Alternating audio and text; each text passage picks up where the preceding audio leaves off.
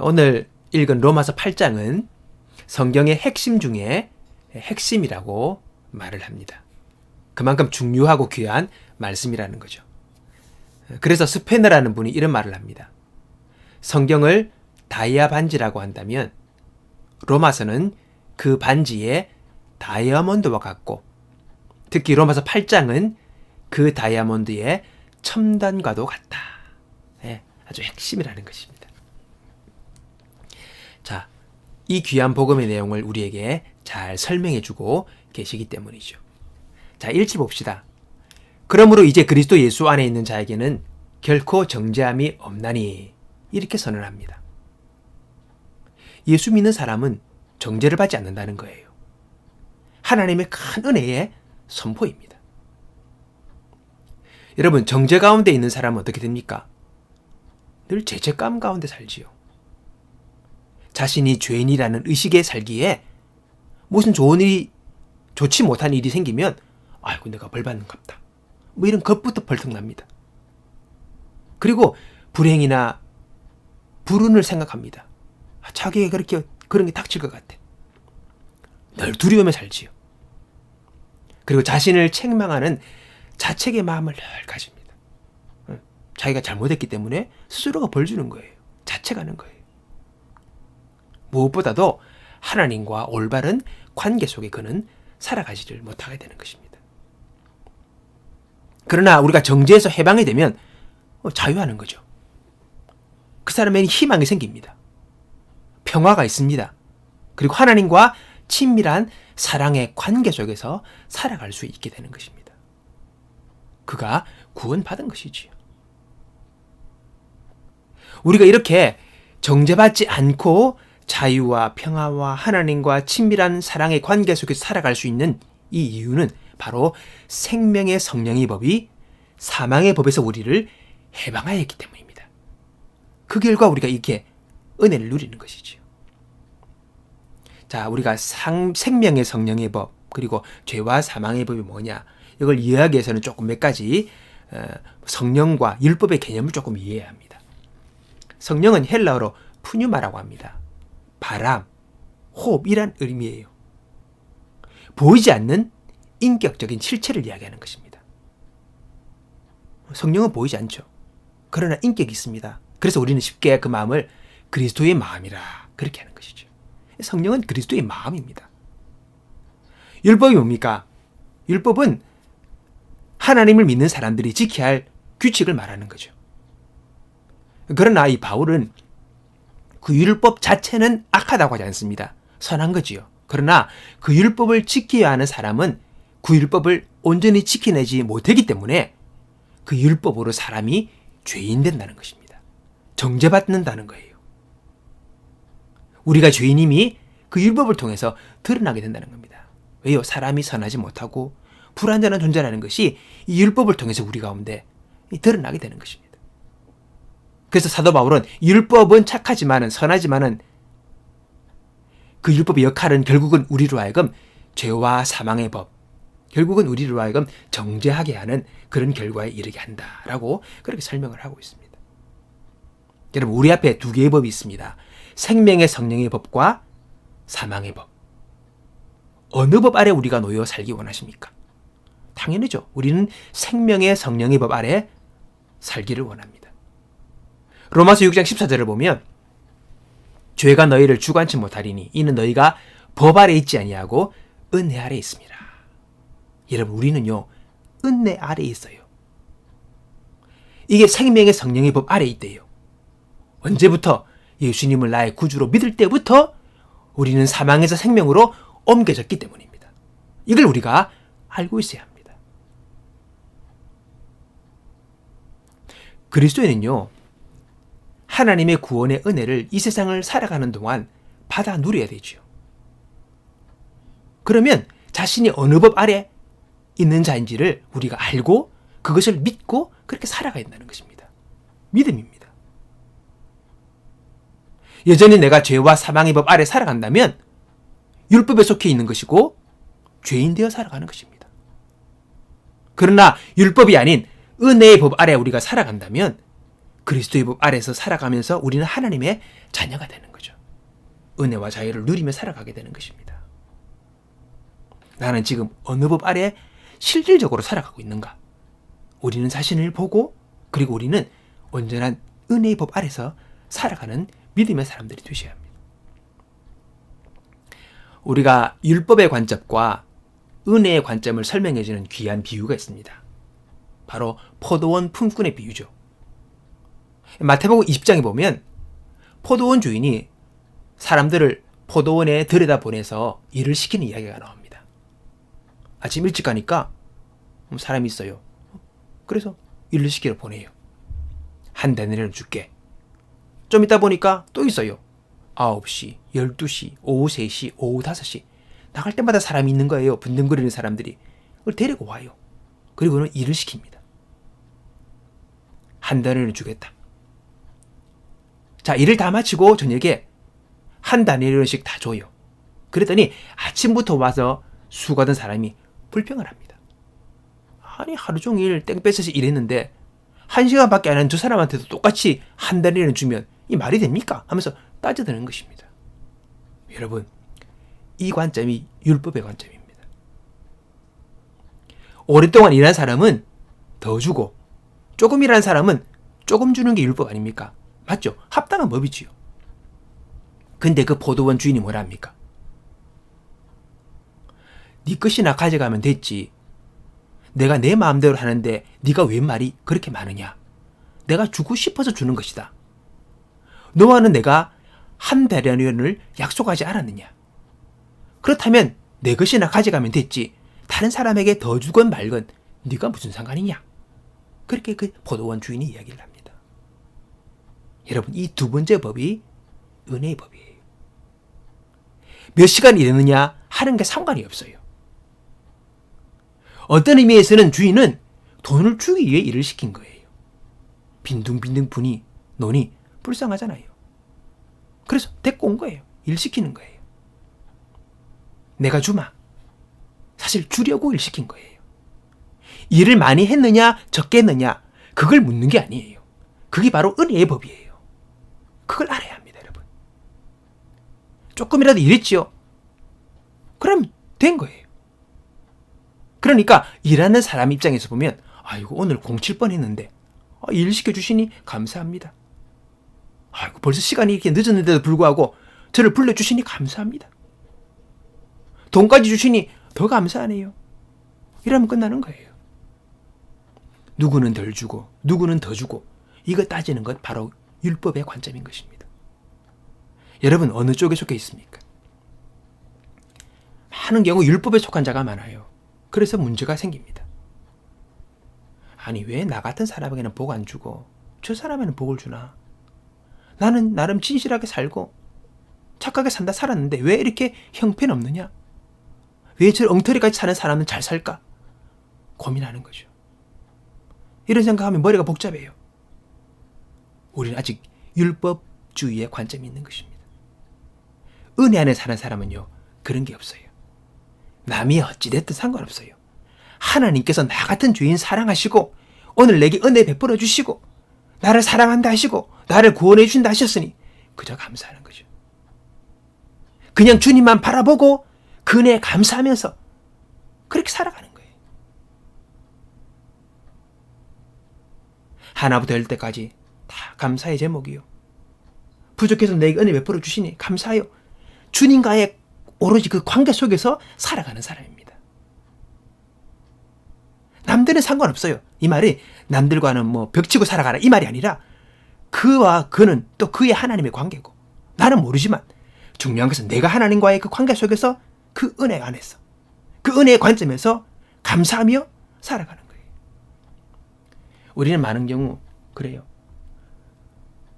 내가 뭘 잘해서 일이 잘 되는 것 같다. 아이고 내가 못해서 일이 지금 꺾이고 뭐 이상하게 문제가 생기는 것 같다. 그런 생각을 참 많이 합니다. 그래서 모든 게 자기중심이에요. 자기의 잘함 못함. 내가 잘했니 못했니. 근데 사실 그것은 나의 관점이죠. 정말 진짜 잘했느냐? 정말 진짜 못했느냐? 어떻게 보면 하나님만 아십니다. 다 사람마다 달라요. 그래 보면 우리 삶 가운데 하나님은요, 얼마나 많은 은혜로 주시는 것들이 있는지 몰라요. 오늘 아침에 일어나서 우리가 호흡을 하고 하루를 시작했잖아요. 근데요, 이 호흡이 안 돼서 병상에서 호흡기를 끼고 겨우 생명을 유지하는 분이 있습니다. 여러분, 사실 이게 또 보면 은혜죠. 근데 우리는 그것을 은혜로 생각 못합니다. 우리 삶의 여러 곳을 둘러볼 때에 정말 은혜인 것이 너무 많은데, 그냥 은혜로 하나님 내게 거둬주신 것이 너무 많은데 우린 그걸 몰라요. 그걸 헤아릴 줄 모르죠. 오늘 우리는 율법에 속해 있느냐, 은혜의 관점에 속해 있느냐? 은혜의 관점에 속해서 오직 하나님과의 관계 속에서 모든 것을 감사로 여기고 깨닫고, 나를 구원하신 그 은혜, 그 사랑, 내게 베푸시는 그 은총을 기억하면서 감사문으로 나아가는 그런 우리의 관점이 필요하다는 것입니다. 여러분, 율법의 관점이 있느냐, 은혜의 관점이 있느냐? 예를 들어서 죄를 놓고 생각해 봅시다. 조금 내가 실수했어요. 잘못을 했어요. 그러면요, 아이고 내가 실수했구나. 아이고 하나님 잘못했습니다. 아이고 저는 구제불능입니다. 안 되네요. 정신을 못 차립니다. 그리고는요, 절망하고 낙심하고 주저앉아 버립니다. 여러분, 그건요, 율법에 속한 사람이에요. 그러나 은혜에 속한 사람은 어떻게 됐습니까? 내가 실수했어요. 실수에도 불구하고 하나님 죄송합니다. 주님, 제가 그런 사람인 줄 아시잖아요. 제가 그렇습니다. 또 실수했어요. 그래도 주님, 저 사랑해 주셔야 돼요. 그럼 하나님께 나아가는 거예요. 다시 하나님께 안기는 거예요. 여러분, 은혜를 아는 사람입니다. 내가 은혜로 구원받은 걸 아는 사람입니다. 내가 잘나서가 아니라 그분의 긍휼로 내가 구원받은 자인 것을 알기에, 그럼에도 불구하고 또 뻔뻔하게 하나님 앞에 나아가는 거예요. 그게 은혜의 법 아래 살아가는 사람이에요. 하나님, 저 어쩌겠습니까? 그래요, 제가. 그래도 저 받아주셔야죠. 하나님 어떻게 하시겠습니까? 내치겠습니까? 아니에요. 그분이 먼저 우리를 받아주셨고 우리를 용서하셨고 자녀 삼으셨기 때문에 또 믿음으로 주 앞에 나아가면 그분은 우리를 받아주십니다. 그리고 또 새롭게 하시고 힘을 주셔서 또 우리가 걸어갈 수 있게 하시는 거죠. 그게 은혜 아래 살아가는 사람이에요. 율법에 사는 사람은요, 자기 잘못, 자기가 다 책임지려는 거예요. 됩니까? 그게 안 돼요. 사람은 연약하기 때문에, 사람은 불완전하기 때문에, 그래서 예수 그리스도가 필요하고 우리에게 은혜가 필요한 겁니다. 오늘 여러분, 나는 은혜의 법 아래 살아가느냐, 율법의 법 아래 살아가느냐? 율법의 법은 사망의 법입니다. 성령의 법, 생명의 법, 은혜의 법은 모든 법을 이깁니다. 우리는 그 법 아래 살아가야 하는 것입니다.